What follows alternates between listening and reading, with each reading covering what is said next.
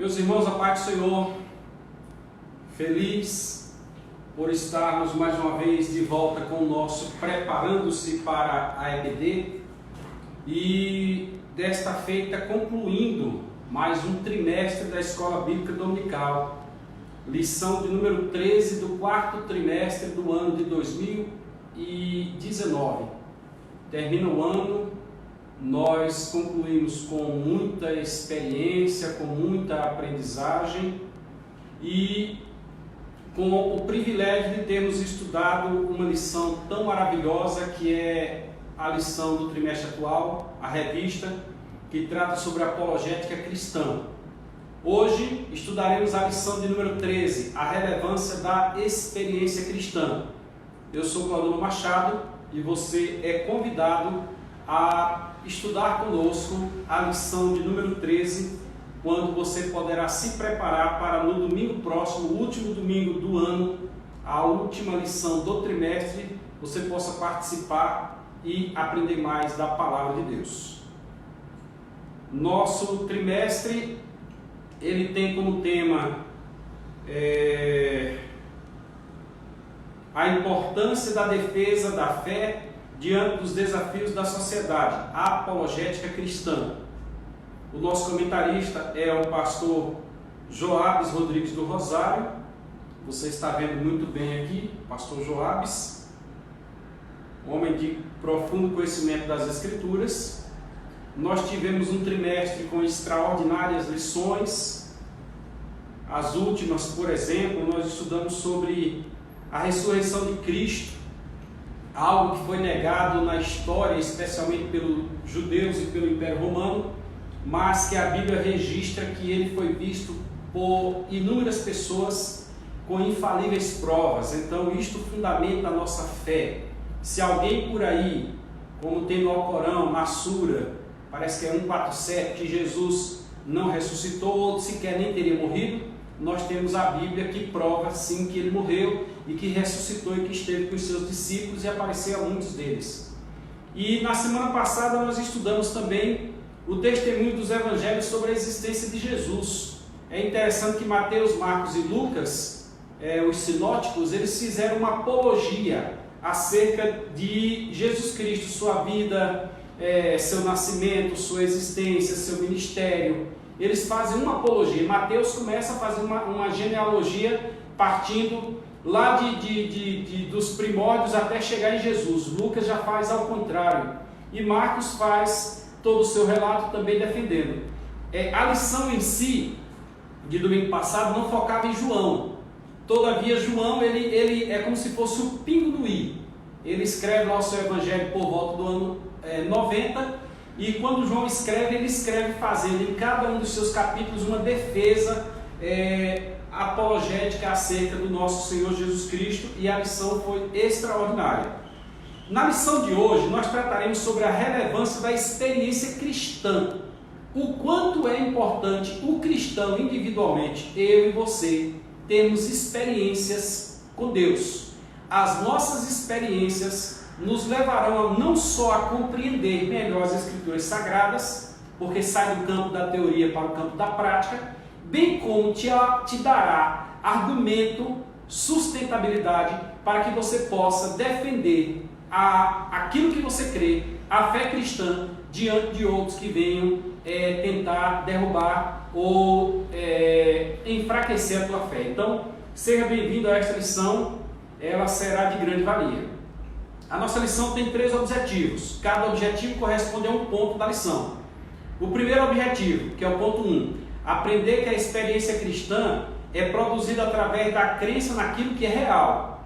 Não é algo fictício, não é mitológico, não é algo teórico, é algo prático, é algo real. Então, o primeiro ponto tem esse fim. Segundo ponto, segunda experiência, o segundo objetivo, explicar que a experiência cristã traz propósitos e diretrizes para a vida do cristão. Quando Deus te concede uma experiência, aquela experiência é para te direcionar.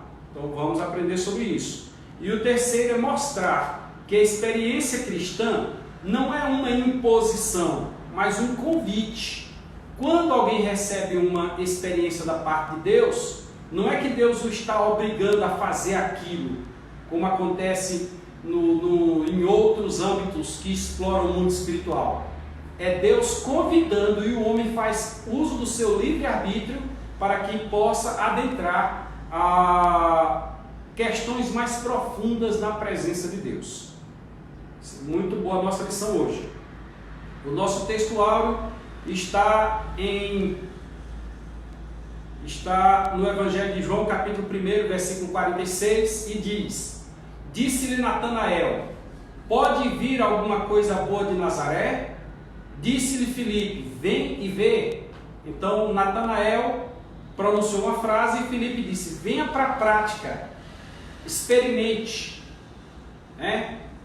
Vá lá e verifique, porque a diferença do a priori para o a posteriori é a experiência. A priori, Natanael não via nada que viesse lá de Nazaré. Nazaré é um local que não tem proeminência nenhuma. Poderia ser que viesse alguma coisa lá de Jerusalém, que viesse de alguma outra cidade, mas de Nazaré não. Aí Filipe diz: então vamos fazer a experiência. E a posteriori Natanael mudou a sua compreensão. Este assunto vai nos trazer profundo conhecimento. Vamos à frente. A verdade a ser aplicada é que o cristianismo desafia o homem a viver sua própria experiência com Jesus Cristo, ao invés de se limitar às conclusões baseadas em teorias. Alguém certa vez disse que é como uma pessoa está experimentando uma fruta muito gostosa. O outro sabe que a fruta é gostosa ou tem a noção, porque aquele que está experimentando a fruta diz: olha, ela é muito boa, ela é suculenta, mas ele só vai saber se ele experimentar. Então o cristianismo convida você a experimentar. O cristianismo não escraviza, o cristianismo liberta. Agora você precisa experimentar esta libertação. Livres para não pecar, livres para não se submeter ao inimigo e assim por diante. Vamos à frente. O nosso texto de referência, se você tiver uma Bíblia Sagrada ou não tiver a revista, bom é que você tenha a revista da Escola Dominical. Essa minha aqui está encapada, né? Mas aqui está a revista. Está com base no Evangelho de João, no capítulo 9, versículos de 9 a 11, e os versículos 24 e 25, que diz: uns diziam: e este? Outros diziam: é este. Outros diziam: parece com ele. E ele dizia: sou eu.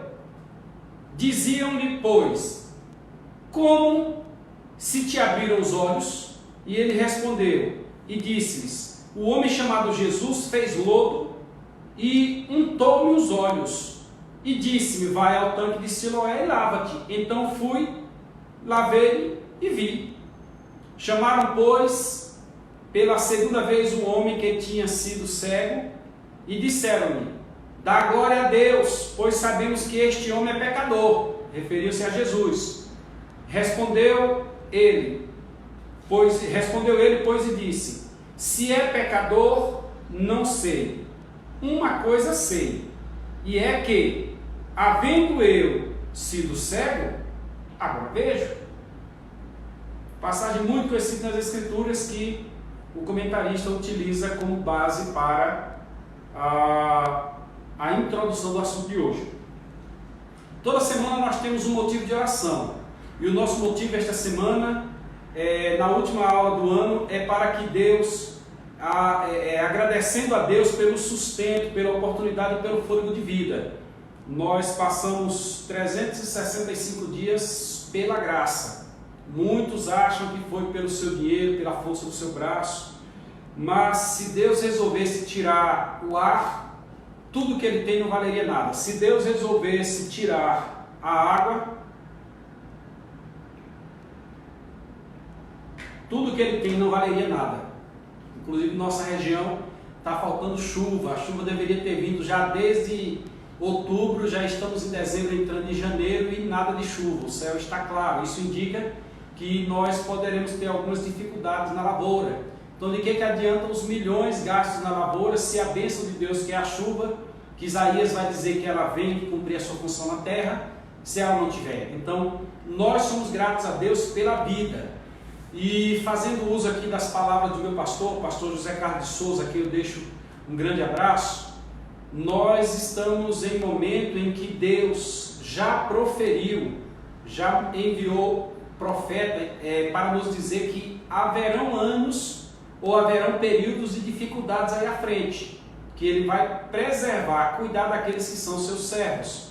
Então eu peço a você que ore para que Deus seja misericordioso. Na realidade, esta oração é oração por misericórdia, não é graça, não é benevolência, não é nada, é misericórdia, que é um momento de julgamento, pois vindo algo dessa natureza afeta a todos. Que Deus tenha misericórdia dos demais que sofrerão bastante, e nós sejamos também gratos a Deus por ter nos sustentado até esse presente momento.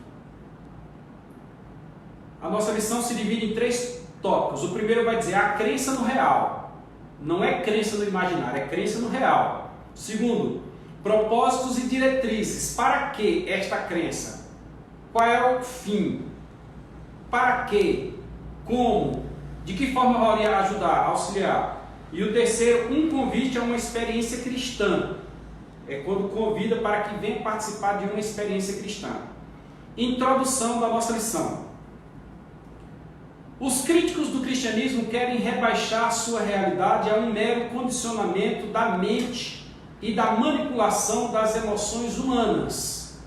Dizem que, fazendo uso de frases históricas, a religião é o ópio do povo. É uma frase muito comum. Se você quiser aprender mais sobre esta frase, entre aí no Google e coloque religião, ópio do povo, e você vai ver os alemães fazendo crítica. Me parece que ela é de Nietzsche. Friedrich Nietzsche, alguém que eu não tenho o menor prazer em citar.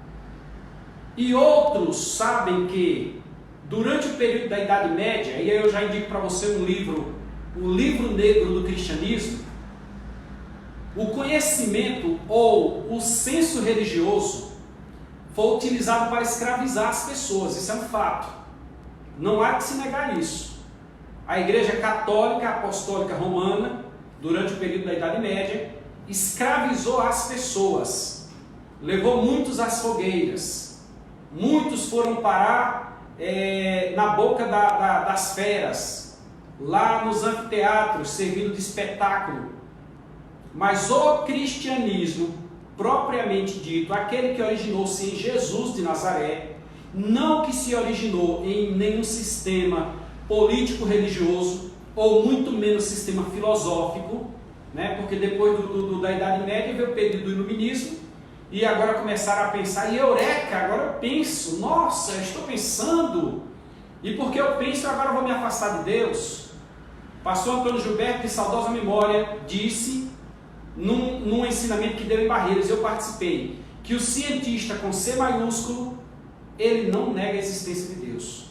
Nós tivemos agora lições nesse trimestre, mais propriamente a lição de número 7, que fala a Bíblia e o testemunho da ciência, onde a ciência só comprova o que diz a Bíblia. Logo, não há que se dizer que este cristianismo é um cristianismo que manipula as emoções das pessoas.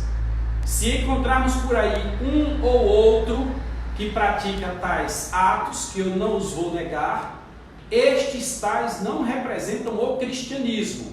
O cristianismo oriundo em Jesus de Nazaré, o Jesus que nós estamos fazendo referência dele há vários dias, aliás, sempre, desde sempre, mas eu digo há vários dias por causa deste trimestre, que é uma defesa da fé. Esse Jesus, ele pega justamente a abertura da razão. Lucas 24, 45.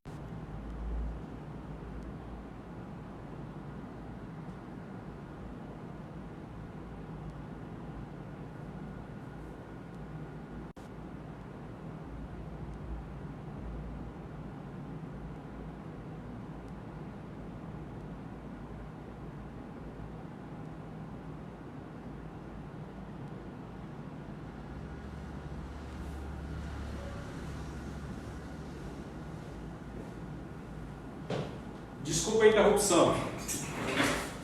Então, Lucas, no capítulo 24, verso 45, Jesus vai abrir o entendimento dos discípulos para compreender as Escrituras. Então, não há cristianismo para fundir a mente das pessoas,